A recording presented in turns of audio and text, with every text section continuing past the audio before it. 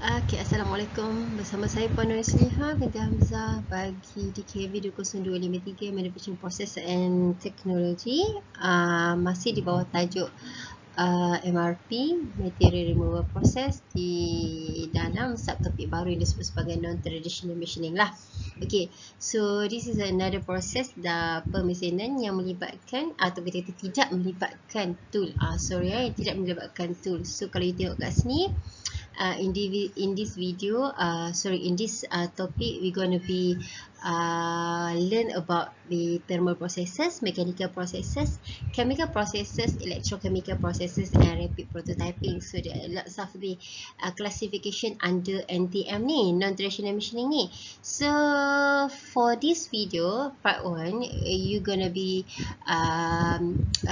what we call it, exposed to the thermal processes, which is under thermal processes, you're gonna be exposed to the EDM, laser beam machining, electron beam machining, and plasma arc cutting.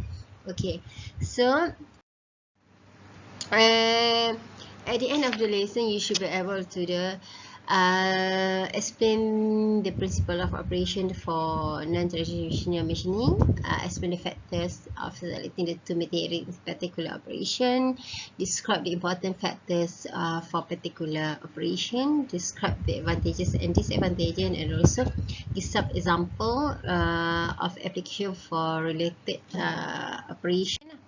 Okay, so here is the thermal processes. So under thermal processes, we are exposed to the EDM, laser beam machining, LBM.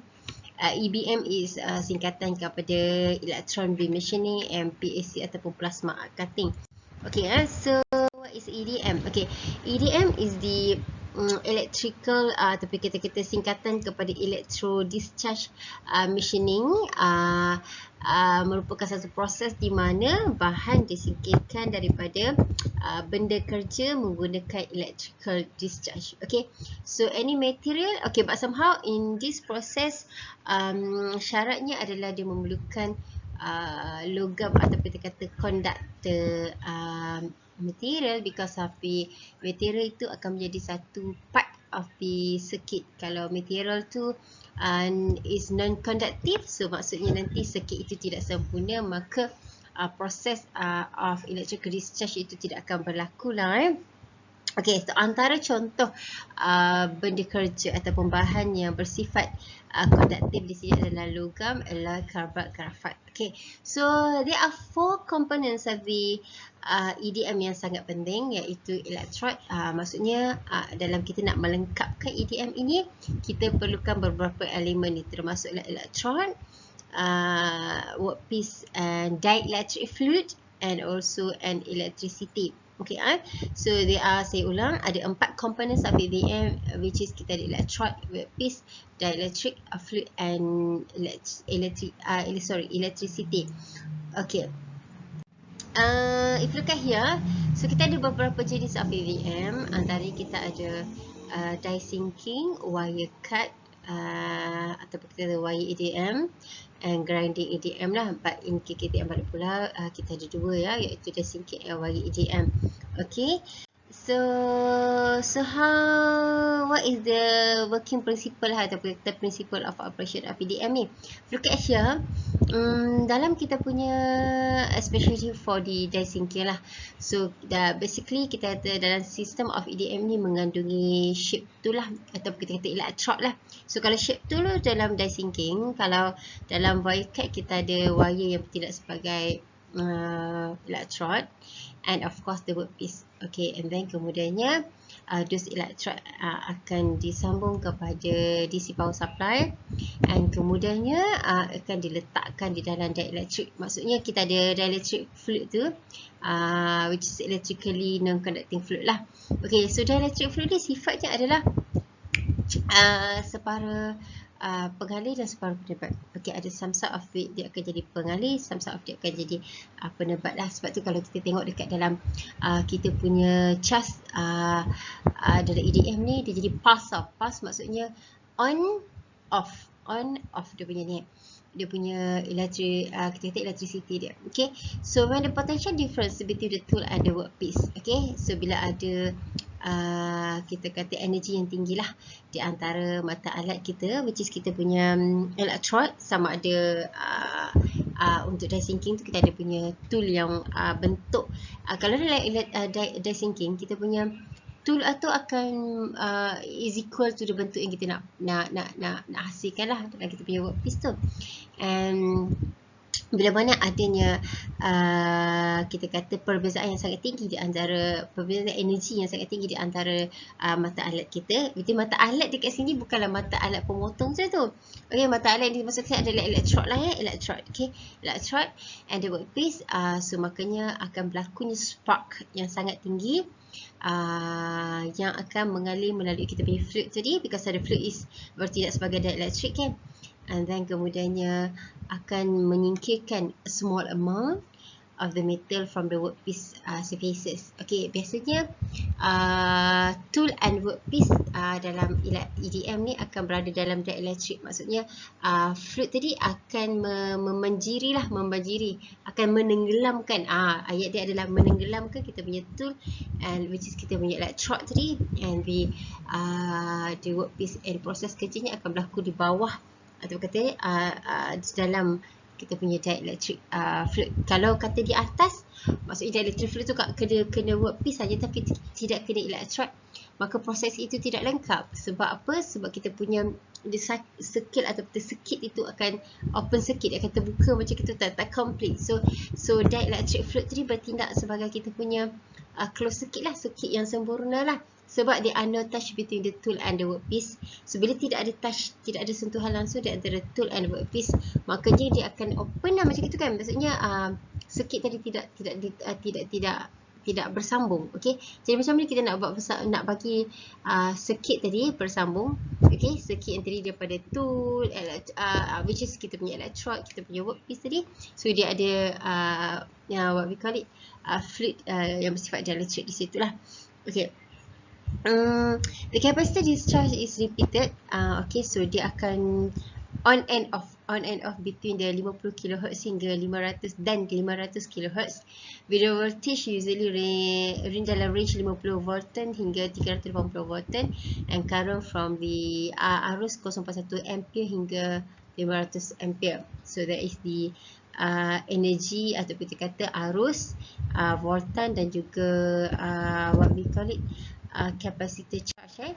Okay, so here ini yang dimaksudkan tadi yang saya mention earlier, di mana kalau kita tengok kat sini, so our what we call it our tool, our tool over here is ditenggelami oleh kita punya fluid. Okay, kita punya dielectric fluid. Kalau kata the fluid ini tak kena sampai kita punya electrode, maka ataupun kat sini katakan let's say that our fluid ni sampai sini je kan. Jadi dia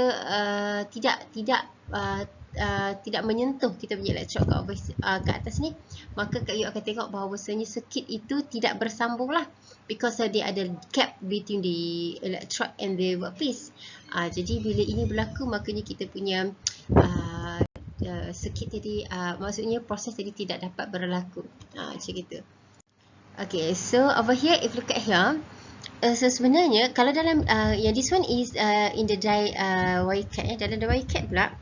So even though you nampak wire kat sini, actually wire ni tidak bersentuh langsung dengan kita punya workpiece. So kalau kita tengok kat sini lah, kat sini lebih jelas daripada kita kata top view dia. Daripada top view you can see the diameter of wire over here. Minimal, this is the curve slot the slot. If you look at the curve ni, so there are no touch between the electrode wire tadi dengan kita punya surfaces of the workpiece over here. So still mengekalkan gap, tetapi gap itu kena ambil tahu juga ni So the gap itu mesti konsisten. Tak boleh lah gap tu biar terlampau besar sama ada wire ni macam lebar sangat the slot tadi, ataupun the curve tu lebar sangat, ataupun kalau yang tadi dalam kita punya EDM tu the tool ada electrode dengan the workpiece tu tiba-tiba suddenly dia makin higher tu. Yang tu tak boleh. Okay, so the gap tu mesti dikekalkan. Itu adalah syarat dia, spark gap tu. Okay, kalau gap tu terlampau besar, spark tak akan terbentuk.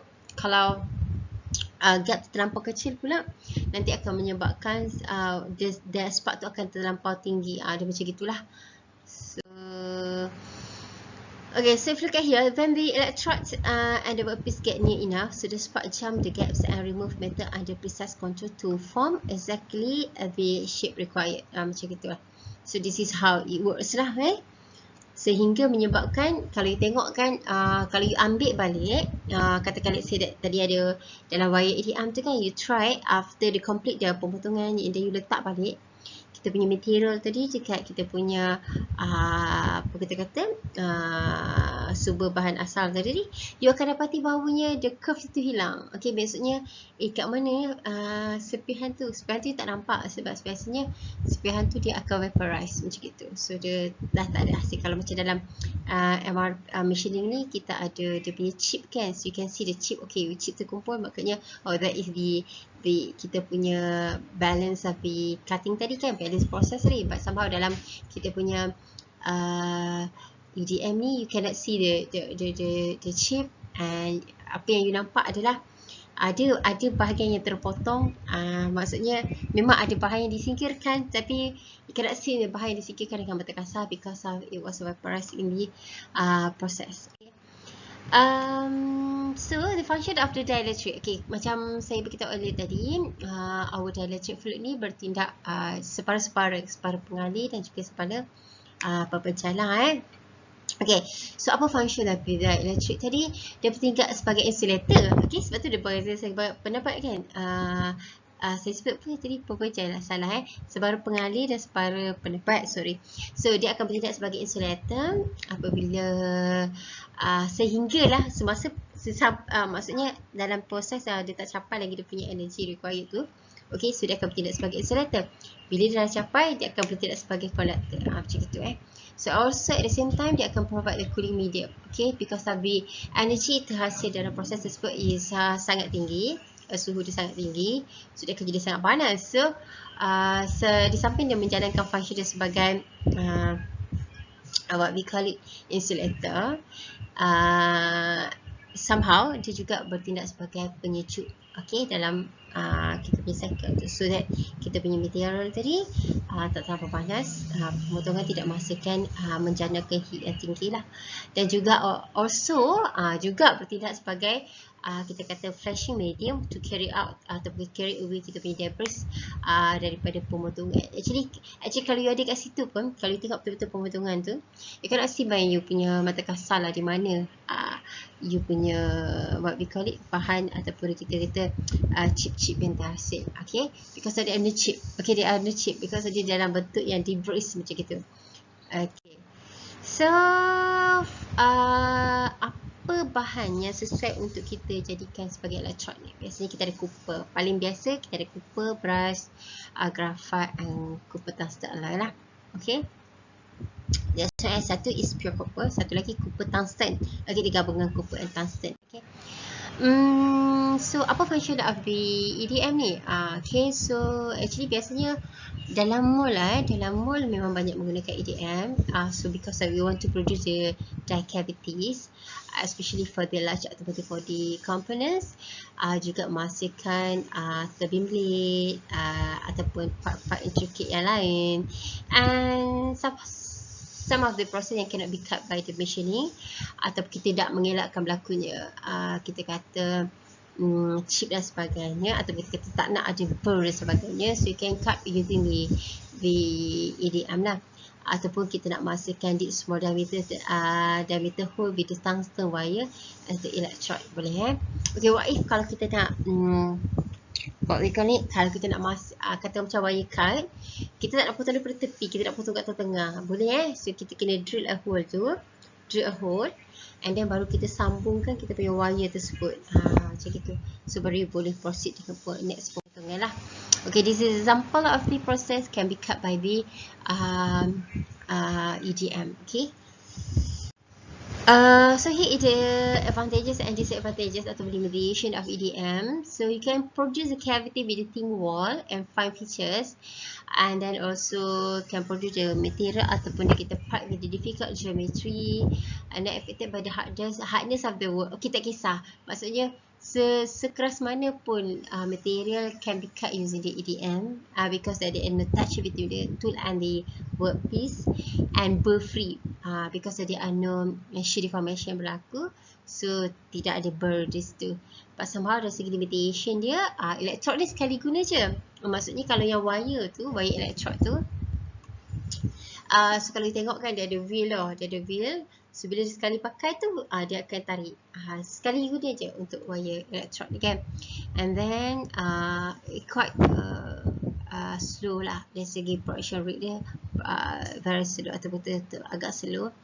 And kalau produk kita terlampau, the titik dia sampai part yang kita nak potong tu terlampau agak nipis, so possibility you're gonna be affected by the HAZ ataupun heat affected zone, so you're gonna be brittle. Okay, why? Because of the heat generated from this process is agak tinggi, so secara tak langsung semasa proses pemotongan tu berlaku, dia secara tak langsung akan mengeraskan kita punya material part yang kita nak potong, macam gitu. Okay, selain pada EDM, kita ada laser. Laser ni biasa kita guna cahaya lah, cahaya laser. So kalau laser itu sendiri LASER, itu stand for the light amplification of stimulate, LAS stimulate, E emission, and of radiation, R. So laser is tingkatan kepada light amplification of stimulated emission of radiation. Okay, so kalau tengok kat sini, obviously laser merupakan satu proses pemotongan yang menggunakan cahaya sebagai dia punya kita kata alat pemotongan, di mana alat cahaya ni what we call it di enhance to be the high energy with coherent light beam. Okay, so kalau segi karakteristik dia, you can see here dia adalah monochromatic, which is apa yang maksudkan monochromatic ni, dia adalah satu light yang mempunyai single wave saja. Kalau dia banyak wave nanti dia tak boleh dance, dia tak akan jadi satu kita kata cahaya yang padat gitu. So highly collimated, the light ray in the beam are almost perfectly parallel.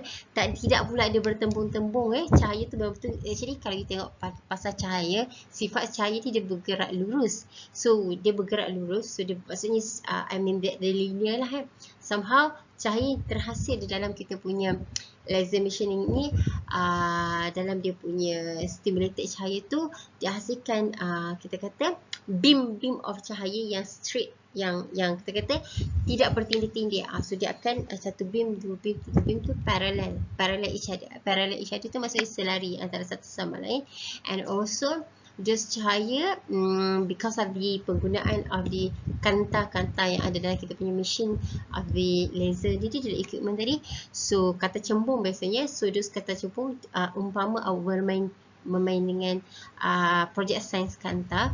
Bila ada cahaya ke atas, kalau ada kanta tu umpama you divert all the cahaya tadi menjadi satu titik, satu focal length pada satu point, so menjadikan kawasan yang cahaya itu tertumpu akan jadi sangat kita kata high energy lah cahaya yang dihasilkan di situ. Gitulah konsep of the laser working in the laser machining. So jenis laser yang biasa digunakan adalah CO2, carbon dioxide, pulse of continuous wave. Kita ada Nd:YAG, kalau Nd:YAG tu saya kata saya sebut Nd:YAG, neodymium, yttrium, aluminium carbonate. So kalau panggil Nd:YAG pun enough. Nd glass ruby, Alzheimer laser. Okay, ini antara typical laser commonly used in the laser cutting. Okay, so dia if look at here, the simple of operation dia. So kita ada bermain dengan mirror lah. So bagaimana power supply, dia jana kita punya what we call it from the sumber laser tadi kan, dia jana high collimated beam, monochromatic, and also what we call it density, cahaya melalui kita punya lens kat sini. So dia ada focal length lah, so bila dia tertumpu sini dia able to cut lah, macam tu. Okay, so dari segi working principle dia, so at the first place kalau tengok kat sini, workpiece akan kita letak atas sacrificial table, which is table yang kita boleh gerak-gerakkan. And then kemudiannya work holding is minimal because tidak ada sentuhan, jadi awak tak perlu risau nak pegang, takut nanti tak dia bergerak semasa pemotongan, so tak perlu clamping devices over there. You just letak je, lay down je kita punya benda kerja di atas kita punya table tersebut. And then kemudiannya dari segi focal length ni adalah jarak jarak di antara kantar tadi dengan kita punya tempat kita nak potong tu lah. So kita can adjust lah. Okay, sama ada nak daki rapat ataupun jauh. So focal length of the laser is focused onto the surface of the workpiece. Okay, semakin lagi rapat maksudnya semakin tertumpu lah cahaya yang akan terhasil dekat tempat kita nak potong. Okay, the follower takes into account any variation in the height of the workpiece. The material vaporize instantly producing a curve. Okay, kalau cakap tentang curve ni macam slot lah, macam kita punya what I mean is the slot yang kita dalam EDM tadi macam kita juga So kalau maksudnya nanti kalau you sambung, kalau you ada satu kepingan yang you potong, so you letak balik, you akan dapati asal hilang sebahagian dia. Okay, yang hilang tu because it will vaporize lah. Okay, so but somehow the beam, the cahaya yang akan terkena tu dia akan menghasilkan satu slot pemotongan lah. Okay, so the machine as is akan move to generate the correct profile.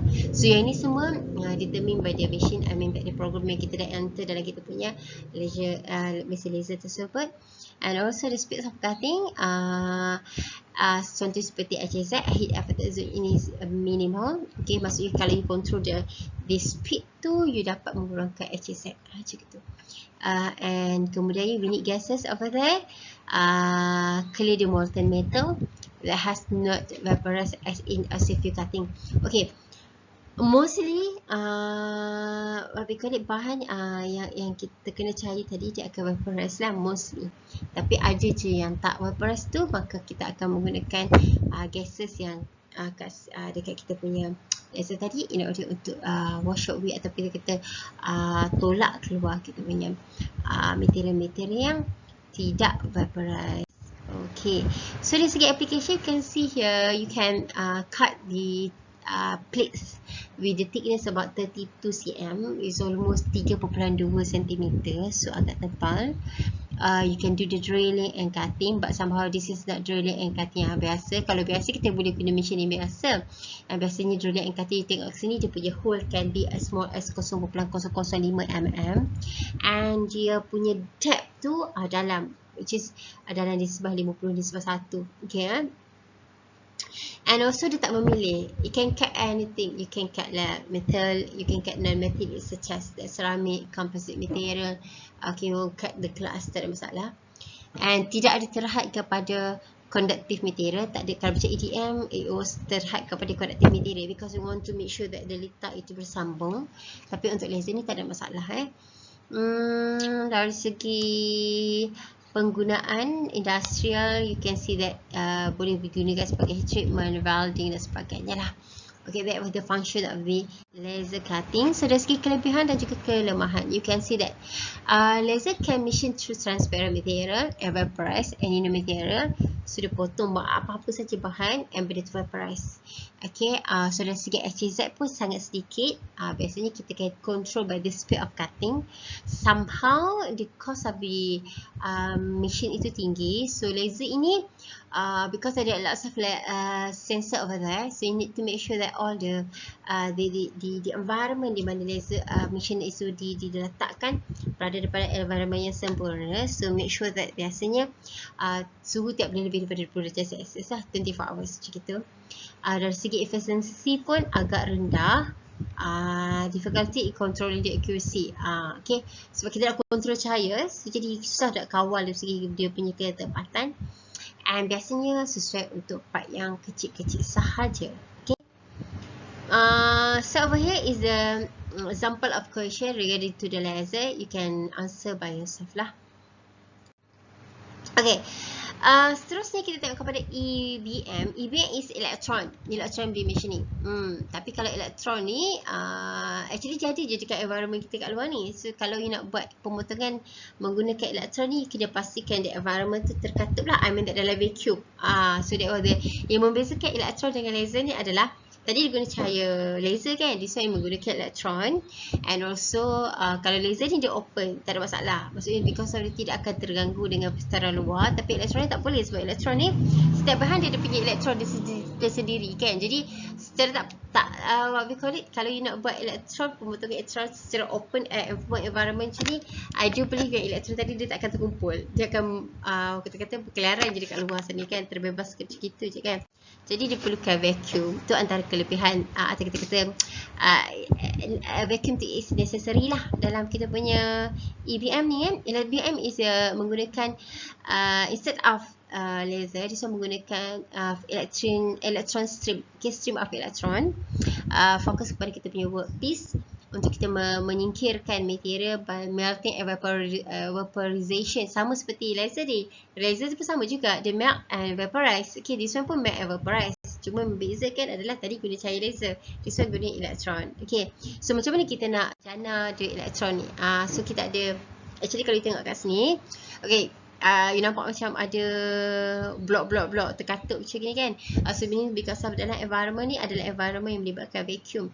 So masa kita letak material semua, dah setting semua material letak mana dan sebagainya, so kita akan vacuum keluar everything, every single thing, so that dalam ni dah bebas, tidak ada pengaruh any kind of air over there.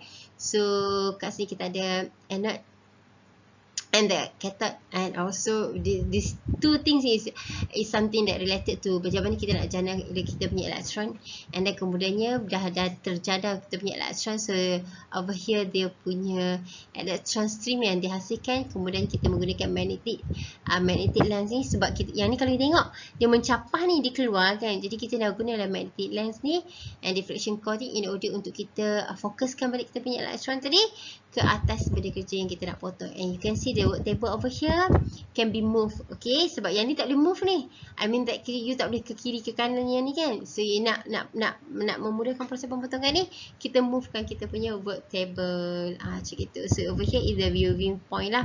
So obviously it was controlled by the computerized controller. Okay, so this is how it works. So dia menggunakan 50 hingga 200 kV voltage untuk kita memacu atau kita menjana atau kita melajukan kita punya elektron, memecut kita punya elektron to the speed that sehingga mencapai 50% hingga 80% of the speed of light. So dia sangat laju lah Okay, so the lens is capable of reducing the area. Okay, yang kalau kita tengok tadi kita ada lens over there. Okay, those lens digunakan untuk fokuskan kita punya beam, so that the diameter of beam yang terhasilkan sekitar 0.025 sahaja. So kalau lebar beam tu, kalau diameter beam tu besar, apa jadi So actually kalau diameter beam tu besar, nanti you punya energi yang terhasil daripada elektron ni, apa cerita elektron tu kan, tak mampulah untuk memotong kita punya workpiece, material kita, macam gitu ya. Jadi apabila dia berlaga, dia berlaga dengan kita punya dos elektron yang dihasilkan tadi, dia berlaga pada kita punya workpiece. So apa yang berlaku di kinetic energy of the electron akan convert into the thermal.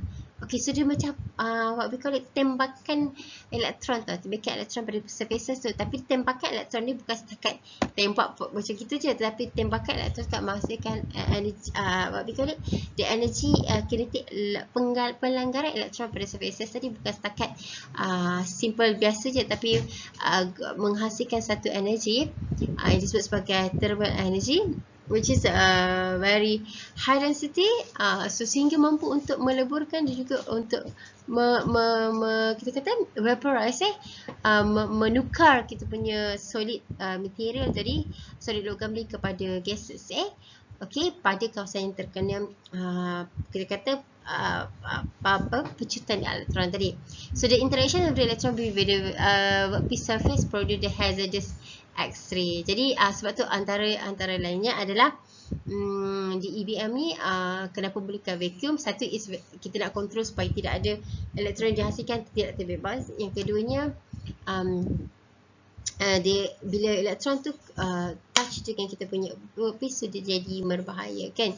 Jadi kalau kita nak buat tu, kita perlukan skill people lah in order untuk menjalankan operasi ke atas kita punya EVM. Okay, so here is the application. So seperti juga kita punya laser tadi, sama juga dia masih buat drill hole macam tu. Cuma kalau kita tengok kat sini, hole bukan hole biasa lah. Biasanya hole yang dibuat di sini size-nya, satu size-nya memang agak ekstrim, sangat kecil macam gitu. So you tengok kat sini 0.05 mm macam gitu. And berbanding dengan laser, so this one is quite precision cutting, so you can get the proses kita kata hasil pemotongan yang kita kata very accurate gitu. Okay, cuts can be made to very close tolerance. So kalau dah cakap precision ni, so ini memang no doubt lah so you can cut to the very close tolerance, no cutting force out toolbar. And then kemudiannya kalau masih yang confused kenapa tak ada tool wear, okay, so I need you to understand that dia menggunakan pecutan tembakan elektron. So dia ada tool secara fizikal kat situ kan. So dia ada tool wear lah kat situ. The process is either for micro machining. Okay, so meaning that dia menyingkirkan bahan dalam kuantiti yang sangat kecil to cut and generally limited to cutting operation in thin part only. Biasanya dalam sekitar thin part yang masukkan adalah kita punya benda kecil kita nak potong tu kan, dia punya thickness ni sekitar 0.25 hingga 6.3 mm saja, tak sampai 10 mm pun. Okay, so the maximum can be cut use the thickness the thickness of the plate ataupun kita punya the thickness of the material can be cut using the what we call it this process. EVM ini daripada 0.25 hingga 6.3 mm sahaja. Okay, so dari segi advantages dia, you can cut anything sebenarnya. You can cut anything. Kalau EDM limited to the conductive material, so this one is tak ada syarat, you can cut anything. Tidak ada physical contact, tidak ada metallurgical damage berlaku because tidak melibatkan suhu, kena panaskan logam dan sebagainya.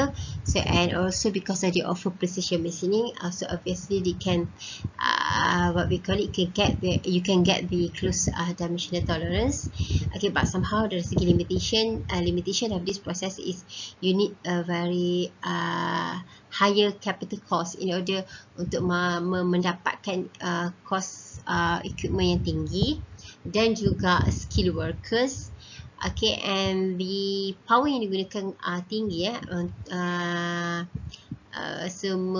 quite actually melebihi daripada laser tadi, and operation only in the vacuum. Kita tak boleh buat open air macam kita, tak boleh Okay, itu dari segi dia punya advantages and disadvantages. And here is the kita kata perbezaannya yang kita buat di antara LBM laser dan juga EVM. You can see over here, kalau LBM tu gunakan laser, this is menggunakan elektron. In EVM menggunakan elektron. Laser ada HZ effect, ada bukanlah tak ada langsung tapi ada sedikit. Actually kalau dekat kita part kalau ditembak menggunakan laser tu, you can see dia punya kesan ada tanda lah kita menggunakan laser, ada sikit tanda, so you can see lah by your eyes kan. So, kalau kita perhatikan betul-betul pemerhatian observation, you can see dia punya effect of the HSL tadi. But somehow untuk EVM dia ada physical and metallurgical damage. So kalau dekat LBM tu ada sedikit metallurgical damage. And dari segi cutting hole, dua-dua boleh mengerti cutting hole, but somehow you can see that laser can cut very small hole compared to the EVM. Somehow laser is not precision cutting, but EVM offer you precision cutting. Dari segi working ataupun kata working processes, I mean that di dalam laser dia memerlukan ataupun kita kata minimal work holding, tak perlu, tak kisah, tak ada apa. But somehow dari segi ABM ni dia memerlukan vacuum, tu adalah syarat-syarat lah. Okay, here is the example question related to the EBM. You can kita kata try to make by your own. Okay, so selain daripada laser, dalam thermal processes ni kita ada plasma arc cutting, PAC. Is the example there. So Unit this plasma pula kat sini. Tadi kita menggunakan laser, kita kena ada cair laser. So kita menggunakan ABM, kita kena ada kita kata senapan elektron kat situ. Dia ada gun, electron gun kat situ ya, yang which is the related between the cathode dan anode tadi lah. So kalau yang ni plasma arc cutting, kita menggunakan what is plasma? Plasma di sini merupakan superheated electrically ionized gas. Gas yang diionkan, yang boleh maksudkan kita pemanasan yang sangat tinggi lah. Okay. So biasanya by using plasma system operating, dia punya temperature boleh pergi daripada 10 hingga 14,000 darjah Celsius. Bila logam kita actually kalau sampai 14,000 darjah Celsius tu biasanya dia akan vaporize lah. Vaporize daripada solid tu dia akan tukar jadi gases. Biasanya sebut vaporize tu bermaksud solid transform into gases. Macam gitu. Kalau sebut melting tu solid transform into liquid. Tapi sebut vaporize tu solid transform into gases. Okay. Sebab tu dia vaporize, you cannot see. Sebab tu dia hilang tau. Because kalau dalam macam ni you can see the chip. So itu adalah hasil pemotongan. Tapi dalam non-traditional machine ni banyak magic kan. Mana dia punya bahan ataupun hasil pemotongan tadi, ataupun kita bahan bahagian daripada hasil pemotongan. Because of the magic, because what? Because dia banyaknya vaporize. Macam itulah. Okay, so over here is the principal operation schematic diagram of PAC, di mana so over here you can see the plasma arc torch, which is dalam plasma arc torch ni kalau you tengok dia ada tungsten electrode, dia ada touch body and dia punya outer shell, and also the tungsten electrode ni dia react dengan primary gas, so untuk menghasilkan apa yang disebut sebagai plasma arc. So plasma arc, and also kalau tengok kat sini, so dia ada secondary gas. Secondary gas ni adakah secondary gas ini membantu membentuk plasma tadi? Tak. Secondary gas ni dibentuk shield. Okay, shield. Maksudnya pelindung supaya plasma yang terbentuk tadi tidak dibebas keluar. Jadi dia buat as a shield around kita punya plasma arc tadi. Okay, macam itu. So apabila plasma tadi terkena pada kita punya benda kerja, so bahagian yang terkena tadi akan vaporize and hilang lah. Okay, so dia akan hilang daripada sini. So maka proses pemotongan itu pun berlaku. Okay, so over here is the principle of operation whereby the first thing first, kita akan directkan kita punya high velocity plasma ni yang terhasil antara elektrod dan gas yang digunakan tadi pada kita punya benda kerja. So dia akan meleburkan, and at the same time dia ada gases over there, dia akan blow away or be molten metal yang terhasil pada kawasan pemotongan dan akhirnya membentuk curve lah. Okay, so bagaimana plasma arc ni generated ataupun dijanakan? Plasma is generated between the electrode dengan kita punya dekat touch tadi dan juga kita punya anode workpiece lah. So plasma akan flow, akan mengalir through a water cooled nozzle, which consists kenapa kena ada water cooled nozzle? Because saya ingat tadi at the first dia kata the plasma generate sehingga dia punya temperature sekitar 10 hingga berapa belas ribu tadi? 14,000 10 hingga 14,000. Okay, darjah Celsius kan, which constrict then obviously dia sangat panas, jadi kita kena adalah water cooling system so that dia tak akan terbebas dekat luar ni kan. Okay, so end up dia akan menghasilkan plasma jet is a very high velocity, well collimated to the straight linear macam gitu, and bersuhu tinggi. Okay, so biasanya antara gases yang akan menghasilkan dus plasma ni adalah nitrogen, argon, hydrogen, and also mixtures of these gases lah, yang asalnya adalah nitrogen dan juga argon, hydrogen. Okay, secondary gas yang digunakan untuk shielding tadi. Okay, untuk membantu provide the arc supaya arc tidak bebas, plasma tidak terbebas, and clean the curve lah. At the same time dia akan bertindak sebagai gases yang akan menolak molten metal yang terhasil dekat kawasan pemotongan tadi. Okay, so the application, what is the application of plasma art cutting ni? If you look at here, you can cut off flat metal sheet and plates. Hole piercing, sama juga nak tembak lubang, sama juga macam laser, sama juga macam kita punya EBM. Okay, and plasma art cutting can be used to cut nearly any electrical conductive metal. And so, if you look at here, dia kena conductive metal, conductive metal. And PSC plasma art cutting include plain carbon steel, stainless steel, and aluminium. Setebal 150 mm can be cut. 150 mm tu consider sebagai 15 cm, semacam dia punya pembaris pendek kan. So kalau mata alat lain tu mungkin agak struggle lah kita nak potong kan, sebab dia sangat tebal. Satu pembaris pendek tu jadi agak sangat tebal. So this one is by plasma art cutting, it gonna be cut bahagian tu tak ada tanpa masalah besar. Okay, here is the example of application. Part can be cut using the plasma art cutting. So dari segi advantages, you can see here, material keras tak ada masalah. Refractory material pun boleh juga di mesin. Dari segi rate, machine rate agak tinggi, but somehow dari segi dia punya kelemahan dia, maybe kawasan pemesinan tadi uneven, dia tak rata.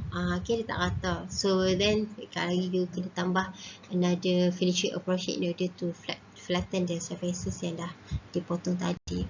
Okay, so here is the surface for the plasma. You can do it by your own. Okay, I think that's all for the thermal processes. See you in the next video. Okay, thank you and bye.